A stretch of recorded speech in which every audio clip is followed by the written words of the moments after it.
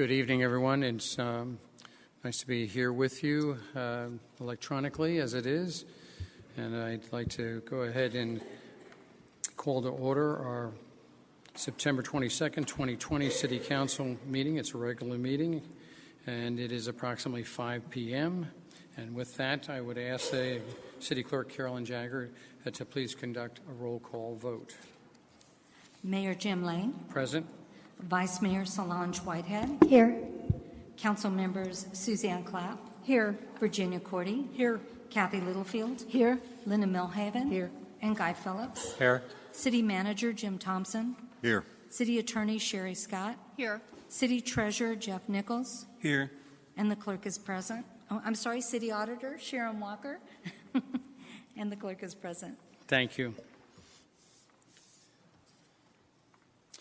As we continue to conduct our council meetings by following the CDC public health guidance on social distancing, I appreciate the council members, charter officers, and staff in attendance that are assisting and facilitating our meetings being televised on Cox Cable, Channel 11, and being streamed online at Scottsdale.gov, ScottsdaleAZ.gov, so that the public can listen and view the meeting while it's in progress.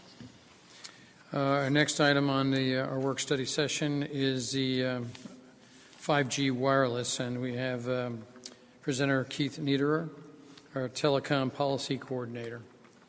Are you available, Keith? I am. Can you hear me? Yes, we can. Okay, great. Good evening, Mayor, members of the City Council. This item before you tonight is a result of the Council's decision on August 24th to have a presentation and discussion with possible staff direction regarding the implementation of 5G. Next slide, please. City Council and staff have received correspondence over the past several months from several residents with concerns about the quantity and location of new wireless facilities near neighborhoods and the concerns of health effects. There have been residents requesting a moratorium on permitting and construction of the new facilities and the creation of a new ordinance to limit the allowed locations, power output, and to require a needs test, among other items. Next item, please. Next slide, please. 5G is a generic term, stands for the fifth generation technology standard for wireless cellular networks. This is a photograph of an existing small wireless facility, which contains a 4G antennas at the top with 5G panel antennas below in the photograph. Next slide. How is 5G different from 4G? 4G operates mostly in the megahertz frequency range.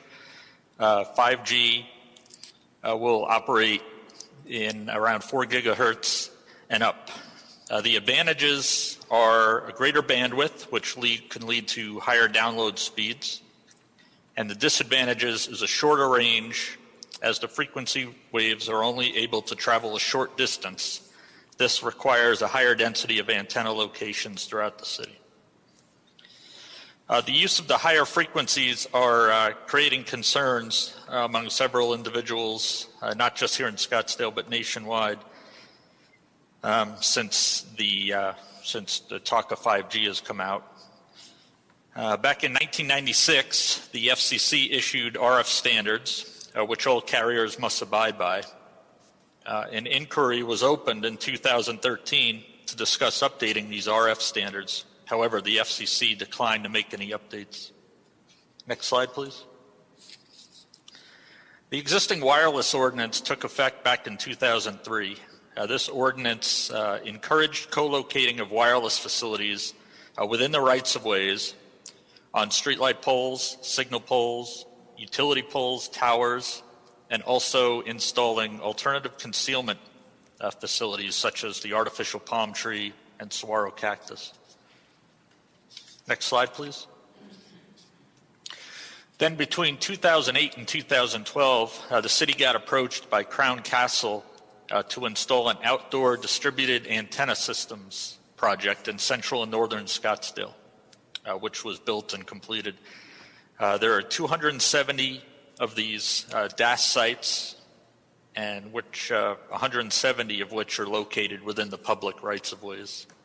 And these are located in mostly on streetlight poles and signal poles, and where there is no existing verticality, they're typically within the artificial cactus. Next slide, please. In 2017, the Arizona State Legislature approved HB 2365, which became effective on August 9th, 2017. This bill grants the wireless carriers the ability to co-locate small wireless facilities within the public rights-of-ways and public utility easements. This also would include local residential streets. Next slide, please. Currently, 28 states have enabled small cell legislation similar to what Arizona has. In addition, in September 2018, the FCC released an order that limits state and local management of small wireless facilities nationwide. Next slide, please. Here's some additional elements of what HB 2365 did. It exempts small wireless facilities from the zoning process. When the Crown Castle project came through the city about 10 years ago, the majority of those sites did go through the Development Review Board public hearing process as well as neighborhood outreach. HB 2365 also introduced a shot clock, whereas the staff has 20 days to determine whether the application is complete and then 75 days to approve or deny the application. If staff doesn't meet this shot clock, the application is automatically deemed approved. The city is required to make the streetlight poles and signal poles within the right-of-way available for co-location of these small wireless facilities. The bill also prohibits cities and counties from issuing moratoriums. It does not allow for a significant gap test.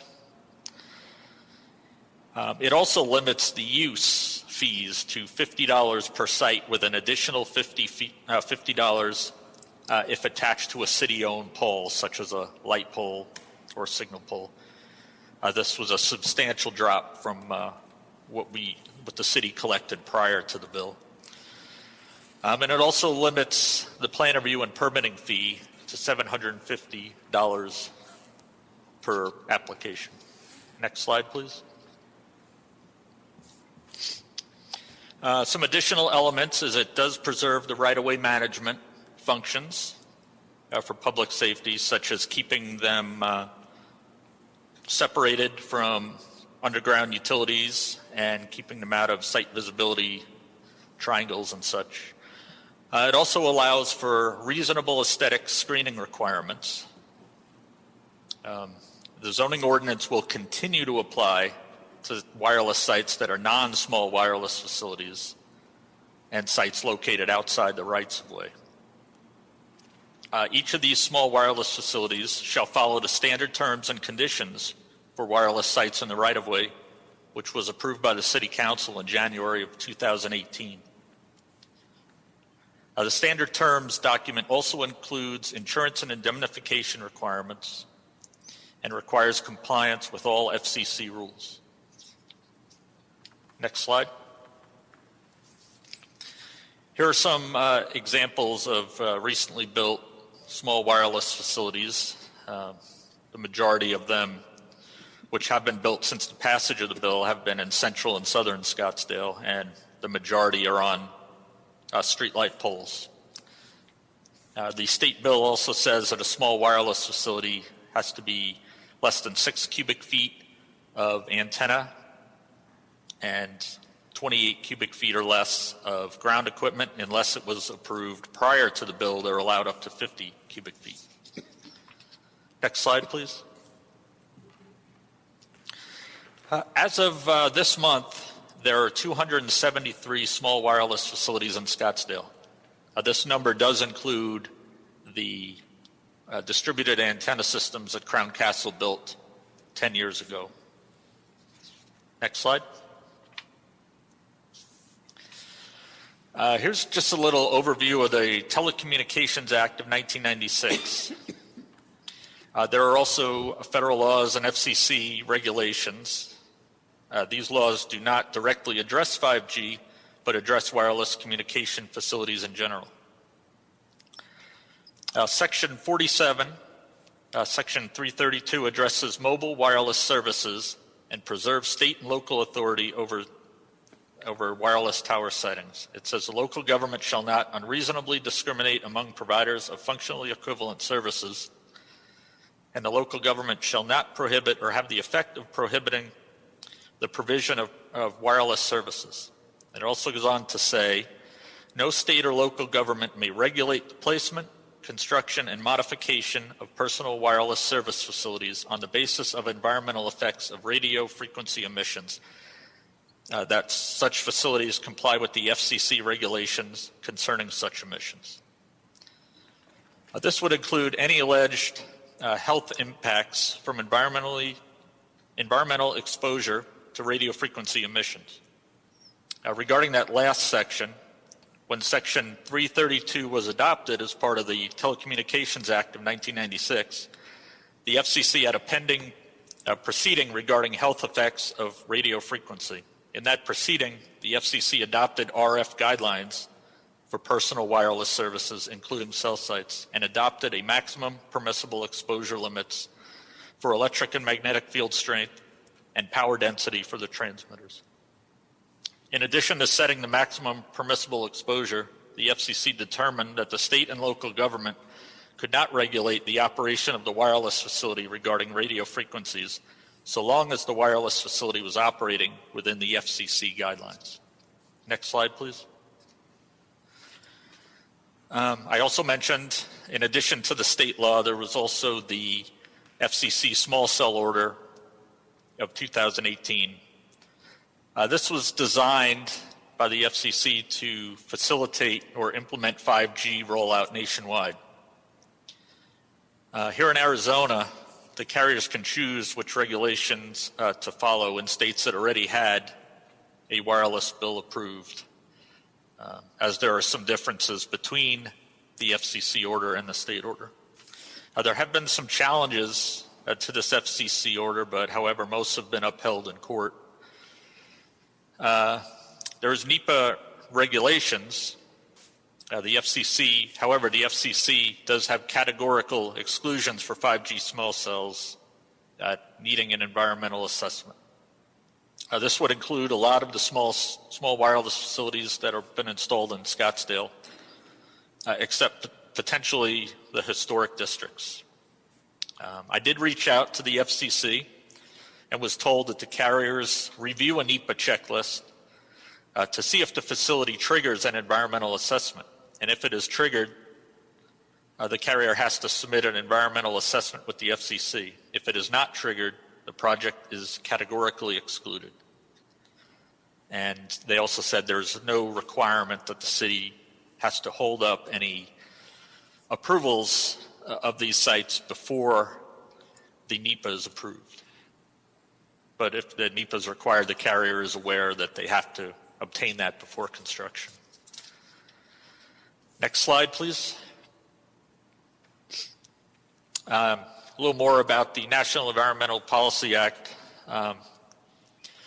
Wireless facilities are categorically exempt unless they're located within a wilderness area, may affect threatened and endangered species, may affect properties included in or eligible for inclusion into the National Register of Historic Places or Cultural Sites, located within a floodplain where equipment will not be placed at least 1 feet above the base flood elevation. Construction involves significant changes in surface features, or if it may affect migratory birds if the towers are over 400 feet, or that involve high intensity lighting in a residential area.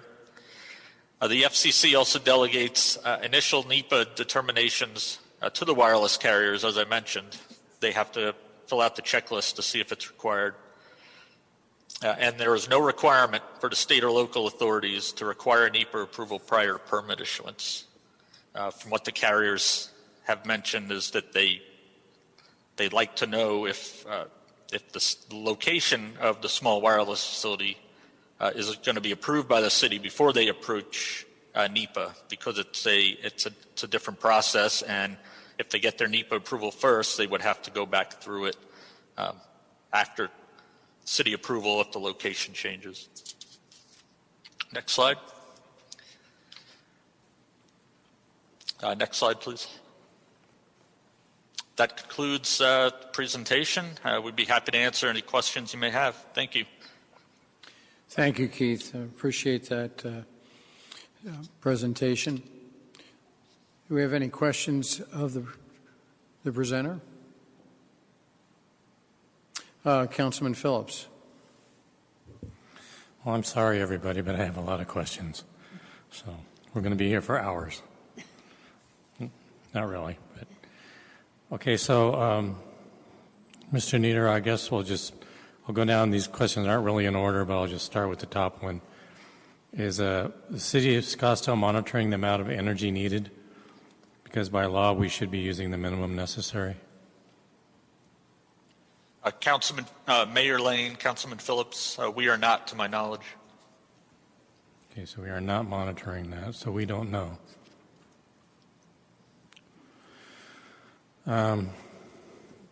Is there any truth to that?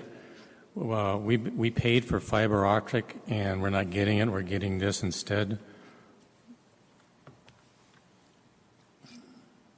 Mayor Lane, Councilman Phillips, not to my knowledge. I don't know if the city attorney has any information on that.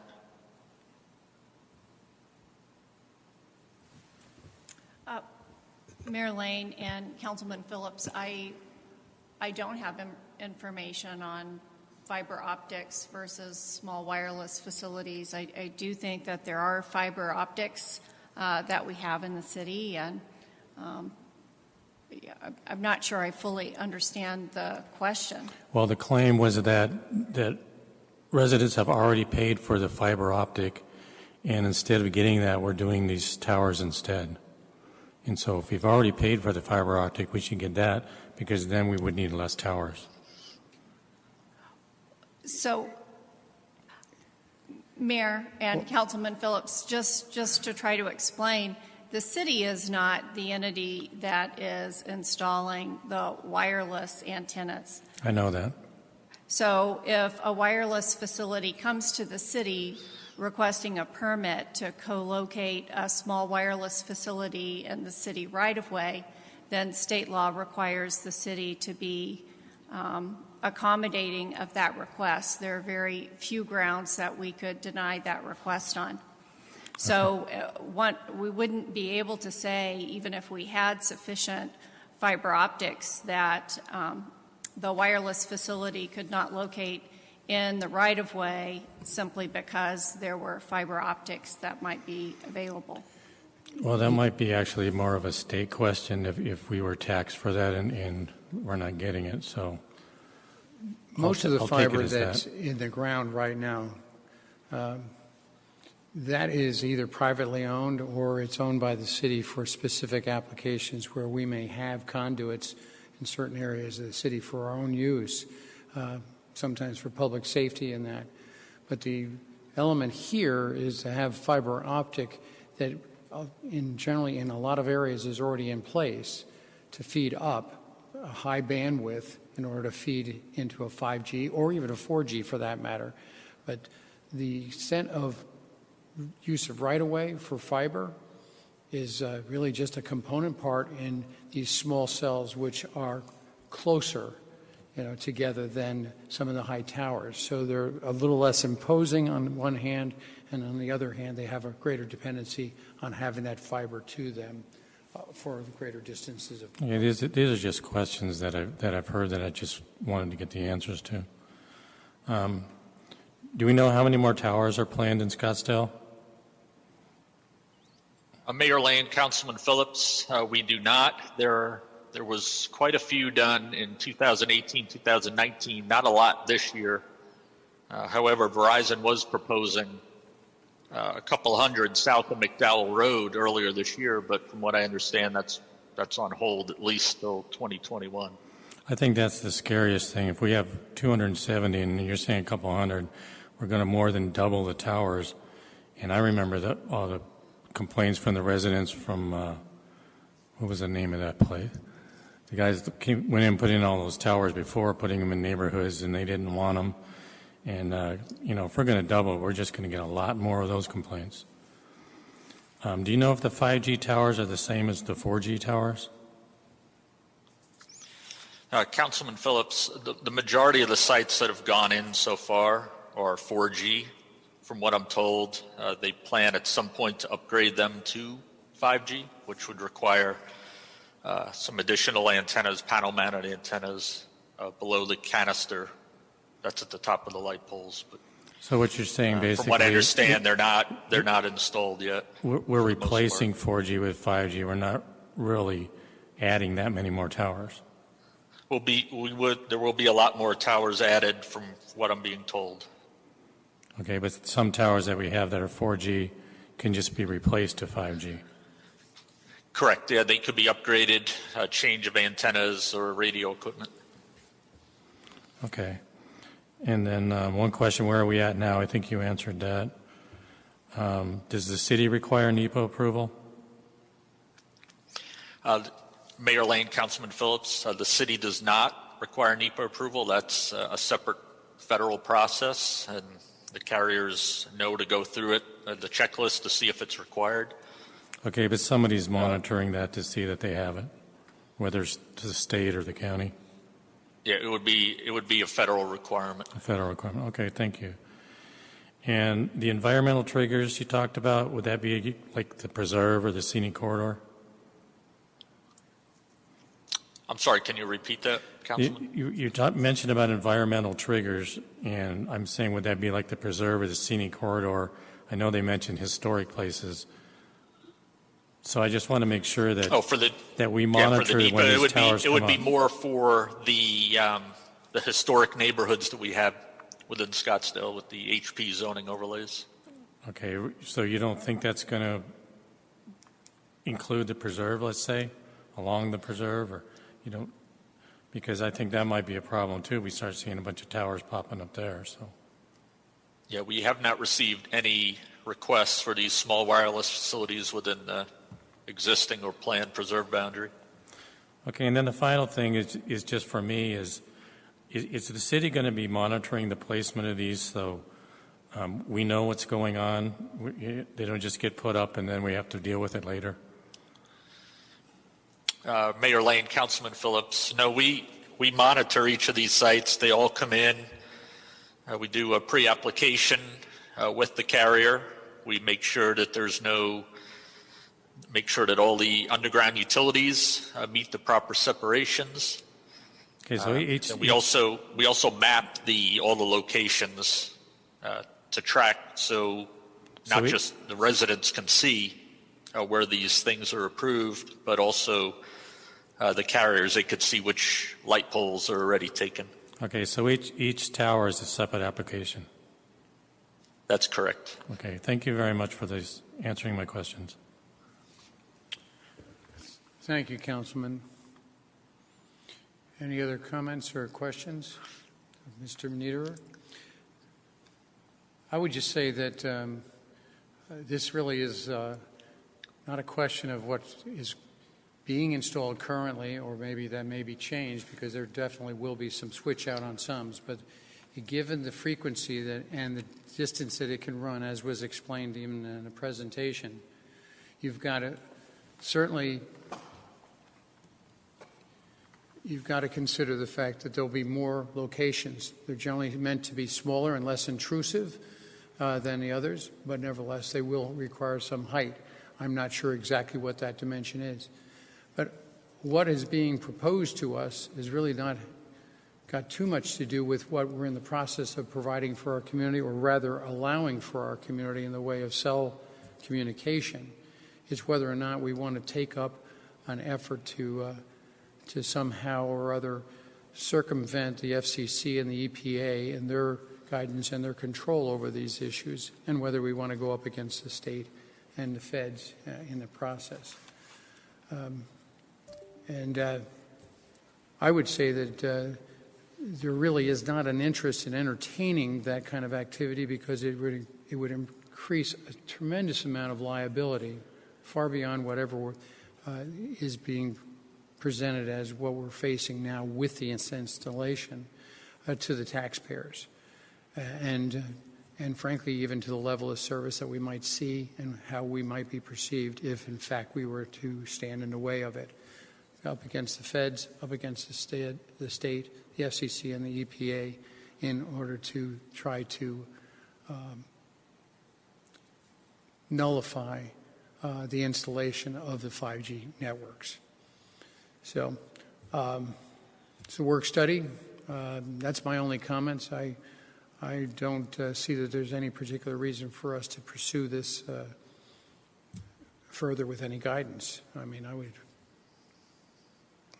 Yes, Councilwoman Littlefield. I just had a question. It came to my head, so I thought I'd ask. How is the insurance handled on these towers? Is that done through the company that installs them, or does the city carry insurance and